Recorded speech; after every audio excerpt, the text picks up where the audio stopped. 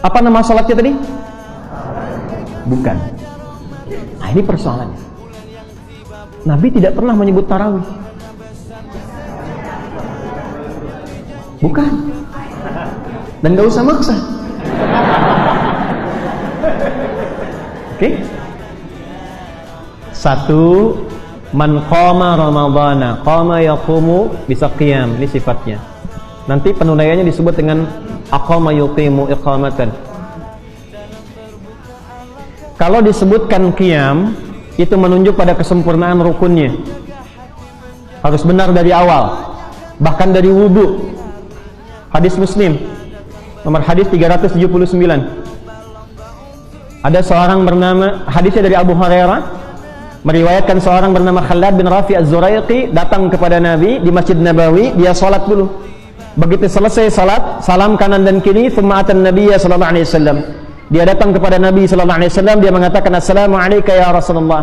Kata Nabi, "Salli, irji wa alaikassalam wa rahmatullah, irji, salli fa innaka lam tusalli." Dijawab salamnya dulu, kemudian setelah itu kata Nabi, salat lagi karena Anda belum salat. Sampai 3 kali dia mengulang, Nabi mengulang kalimat yang sama. Dia berkata, "Ya Rasulullah, ma uhsinu ghairah, alimni." Ya Rasulullah, saya nggak bisa lebih baik dari apa yang saya lakukan tadi, tolong ajarkan saya. Maka ketika Nabi mengajarkan, lihat kalimatnya, "Idza qumta ilas shalah." Kalau engkau ingin sholatmu sempurna secara rukun dan syarat, perhatikan kalimatnya, asbighil wudu, sempurnakan dari wudunya dulu. Di orang kalau wudunya nggak sempurna, otomatis pasti berdampak pada sholatnya. Rukun dan syarat sempurna, qiyam.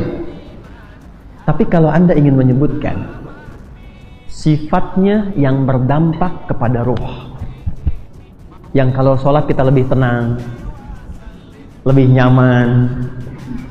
Karena sholat juga disebut dengan zikir. Quran surah 20 ayat 14, wa aqimis sholata li dzikri, tunaikan salat sebagai zikir kepadaku. Apa fungsi zikir? Quran surah 13 ayat 28, ala bi dzikrillah tatmainnul qulub. Kalau zikirmu benar, salatmu benar, yang pertama didapatkan itu ketenangan hati. Ini rumus dalam Quran. Kalau ibu bapak sedang tidak tenang, sedang gelisah, ada masalah, jangan dicurhatkan sekali lagi di media sosial. Lebih baik ambil wudu, menghadap kiblat, sholat. Dan itu pasti ada ketenangan, walaupun solusi belum datang, tapi hati tenang. Kalau ada masalah, sholat. Apa fungsi sholat? Yang pertama itu dampaknya ketenangan hati, jiwa. Nah, tenang bahasa Qur'annya itu menggunakan kata itma'anna yatma'innu. Sifatnya tumanina. Makanya kata Nabi, Anda ruku sampai merasakan tumanina. Maksudnya tenang. Jangan langsung bangun. Turunkan, darah mengalir, tenang hati. Sesuatu yang berdampak kepada jiwa, ruh, ada ketenangan, bahasa Arabnya disebut dengan tarwihah. Jamaknya disebut dengan tarawih.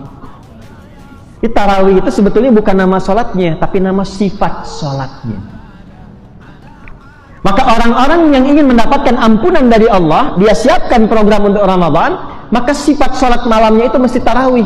Para ulama mempopulerkan namanya dengan tarawih, menunjukkan sifatnya, karena khawatir ada orang sholat di malam itu nggak dapat apa-apa. Naik turun, naik turun, naik turun. Maka dari sekarang siapkan, cari imam-imam yang bacaannya menenangkan. Tunaikan dengan tenang setiap rakaatnya. Yang 11 aja 1 jam, kenapa yang 23 jadi 7 menit? Allahu Akbar, Allahu Akbar, Allahu Akbar, Allahu Akbar.